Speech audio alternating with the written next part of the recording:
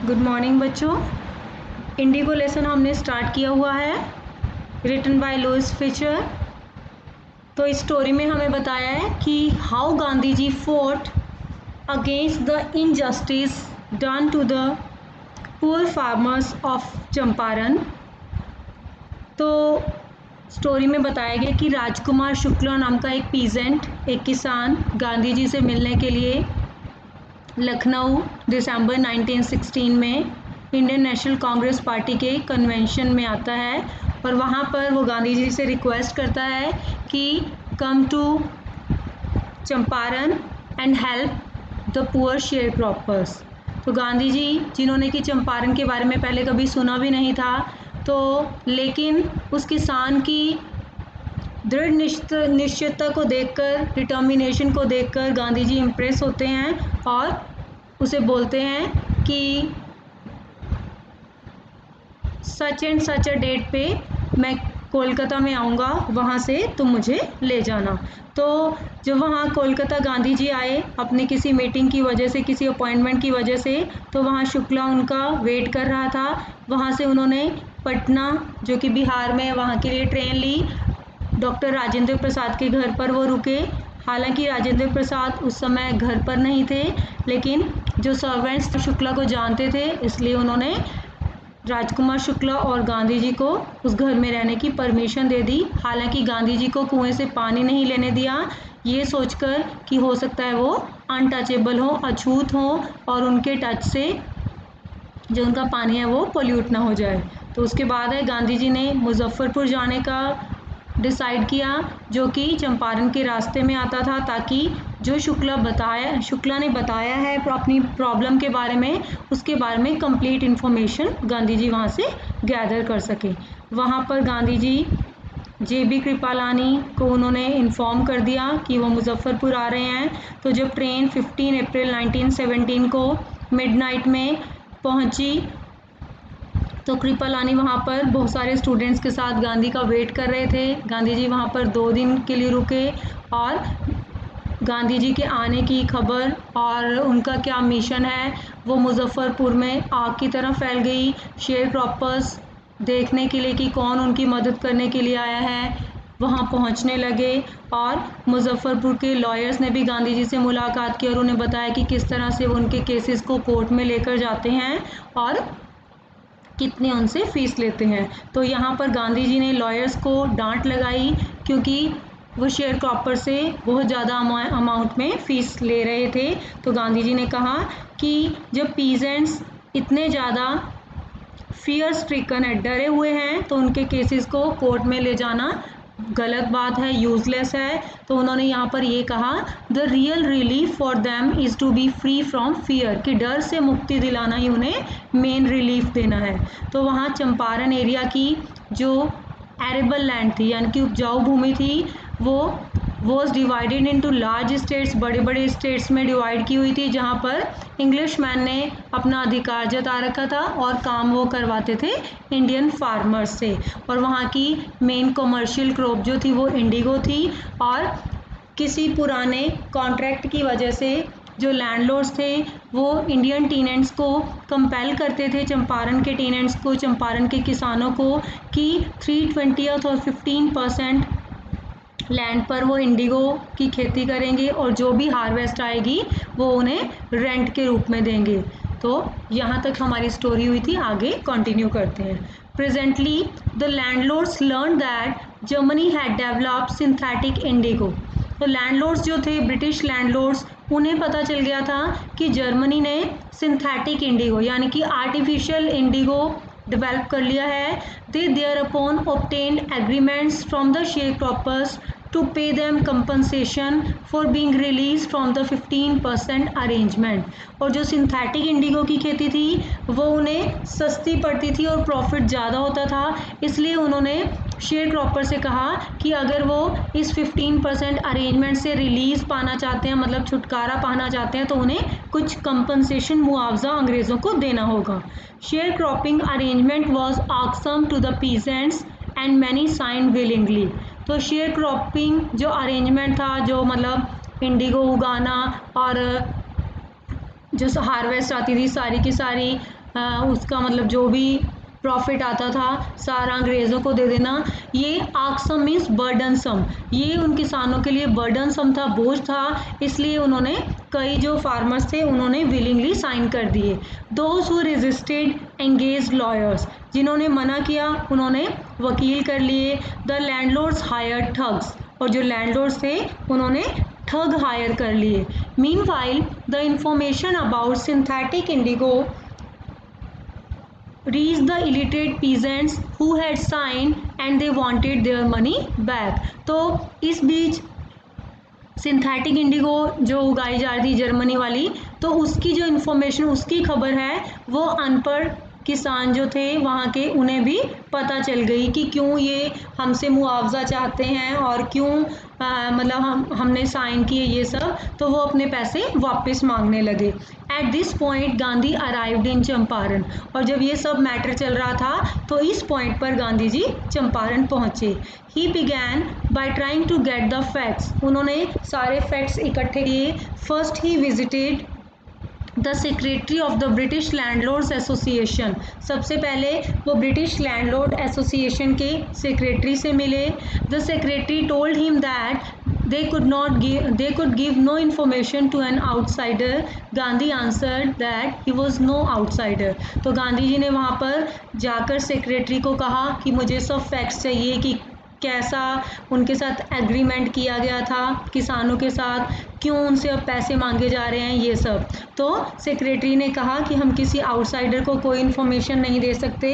तो इस पर गांधी जी ने आंसर दिया कि वो कोई आउटसाइडर नहीं है, वो भी एक इंडियन है।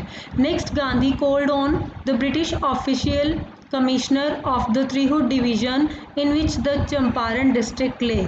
तो उसके बाद गांधी जी की मुलाकात ब्रिटिश ऑफिशियल कमिश्नर से हुई जो कि तिरहुट डिवीज़न का ऑफिशियल कमिश्नर था।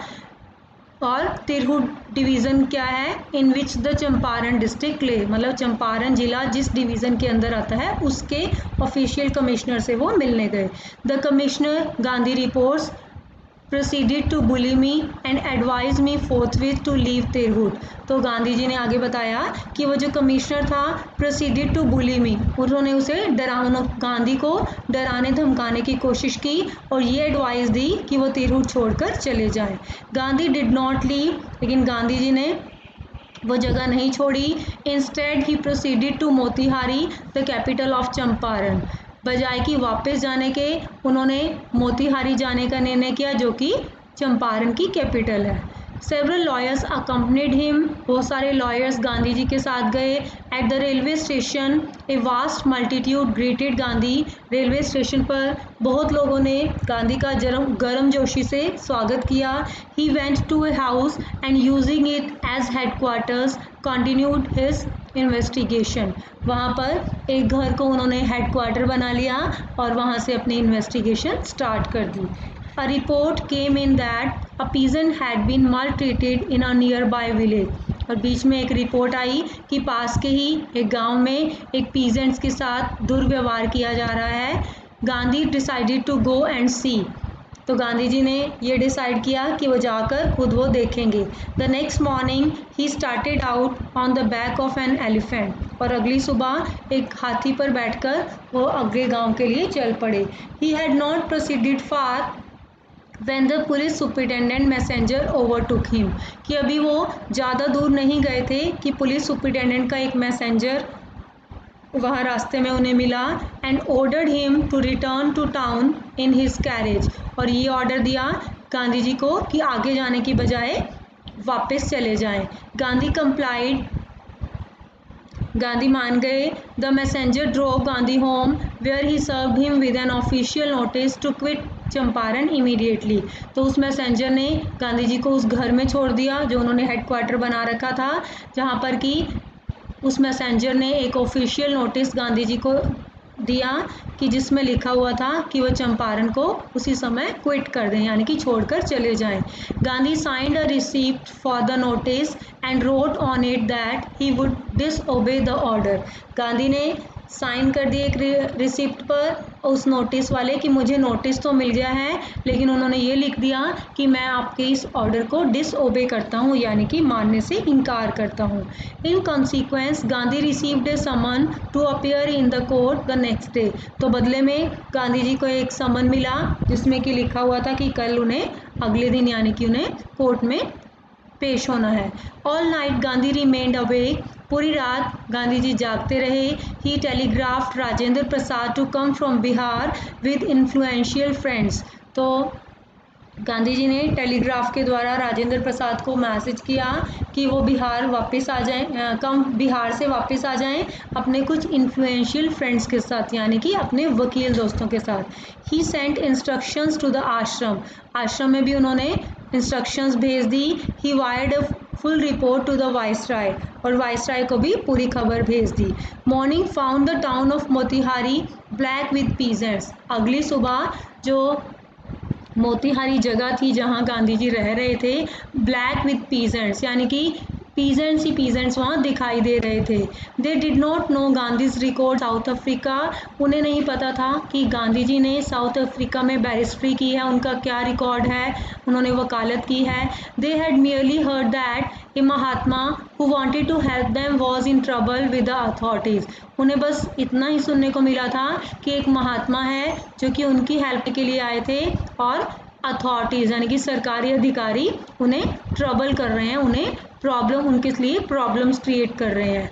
There spontaneous demonstration in 1000 around the court house was the beginning of their liberation from fear of the British. तो उन्होंने स्पॉन्टेनियस डेमोन्स्ट्रेशन यानी कि इकट्ठे होकर डेमोन्स्ट्रेट किया, हजारों की संख्या में थे, कोर्ट हाउस के बाहर नारेबाजी शुरू कर दी उन्होंने, और ये उनका पहला कदम था, उनकी बिगिनिंग थी किस चीज़ की, लिबरेशन फ्रॉम फियर, यानी कि डर से, मतलब ब्रिटिश पीपल के डर से आज़ादी पाने का ये उनका फर्स्ट स्टेप था। The officials felt powerless without Gandhi's cooperation. तो बहुत सारे लोग, हजारों की संख्या में किसानों ने प्रोटेस्ट करना शुरू कर दिया। तो जो अथॉरिटीज़ थी, जो ऑफिशियल्स थे, उन्हें लगा कि गांधी ने अगर कॉपरेट नहीं किया, उन्होंने रोकने की कोशिश नहीं की इस भीड़ को, तो मुश्किल हो जाएगी। They he help them regulate the crowd. तो गांधी ने हेल्प की उस क्राउड को शांत करने की। He was polite and friendly, बहुत ही पोलाइटली, बहुत ही फ्रेंडली उन्होंने उनसे बात की। He was giving them concrete proof that their might hitherto dreaded and unquestioned could be challenged by Indians। तो अंग्रेज़ों को उन्होंने ये कहा कि अगर ये सब मिल जाते हैं पूरी शक्ति के साथ, बिना किसी डर के, तो आपको ये इंडियन चैलेंज कर देंगे, आप अनक्वेश्चन्ड हो जाओगे। The government was baffled. सरकार जो थी वो घबरा गई। द प्रोसिक्यूटर रिक्वेस्टेड द जज टू पोस्टपोन द ट्रायल। तो जो प्रोसिक्यूटर था उसने रिक्वेस्ट की जज से कि गांधी जी का जो ट्रायल है उसे पोस्टपोन कर दिया जाए। Apparently the authorities wish to consult their superiors, क्योंकि जो अथॉरिटीज़ थी वो सब अपने सुपीरियर से, अपने ज़्यादा एक्सपीरियंस्ड पर्सन से कंसल्ट करना चाहते थे इस केस के बारे में। Gandhi protested against the delay, लेकिन गांधी जी ने मना कर दिया कि कोई डिले नहीं होनी चाहिए। He read a statement pleading guilty. उन्होंने एक स्टेटमेंट पढ़ी जिसमें कि अपनी गलती मानी। He was involved, he told the court, in a conflict of duties. तो गांधी जी ने क्या कहा उस रिपोर्ट में कि he was involve in a conflict of duties, यानी कि वो कर्तव्यों के बीच में फंस गए। On the one hand not to set a bad example as a lawbreaker, कि एक तरफ तो वो एक कानून तोड़ने वाले, मतलब अपने आप को एक बैड एग्जाम्पल प्रूव नहीं करना चाहते थे कि उन्होंने कानून का पालन नहीं किया। On the other hand to render the humanitarian and national service for which he had come, और दूसरी तरफ वो जिस काम के लिए आए थे, मानवता के काम के लिए, देश सेवा के लिए, वो उससे भी पीछे नहीं हटना चाहते थे। He disregarded the order to leave. उन्होंने इस ऑर्डर को, मतलब जो वो चंपारण जगह छोड़कर जाने का ऑर्डर उन्हें दिया गया था, उसे डिसरिगार्ड किया, उसे नहीं माना।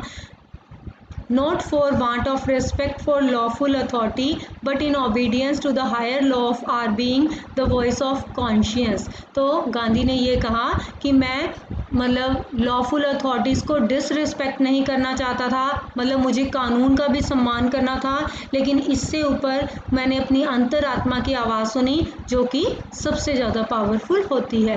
He asked the penalty due, तो गांधी जी ने कहा कि जो मेरे पर पेनल्टी लगती है, जो मुझे आप सज़ा देना चाहते हो, ये मुझे स्वीकार है। The magistrate announce that he would pronounce sentence after a 2-hour recess and ask Gandhi to furnish bail for those 120 minutes. तो मजिस्ट्रेट ने कहा कि वो 2 घंटे के बाद अपना फैसला सुनाएगा और गांधी जी से कहा कि ये जो 120 मिनट हैं उसमें आप अपनी बेल का इंतज़ाम कर लो। गांधी रिफ्यूज़, गांधी ने मना कर दिया। द जज released him without the bail, और जज ने बिना बेल के ही उन्हें छोड़ दिया। When the court reconvened the जज said he would not deliver the judgement for several days. जब फिर से कोर्ट की कार्रवाई शुरू हुई तो जज ने कहा कि वो कई दिनों तक अपना फैसला नहीं सुनाएगा। Meanwhile he allowed Gandhi to remain at liberty, तो इस दौरान उन्होंने गांधी जी को आज़ाद कर दिया, यानी कि उन पर कोई बंदिश नहीं लगाई गई। That's all for today's lecture. We will end this in our next lecture.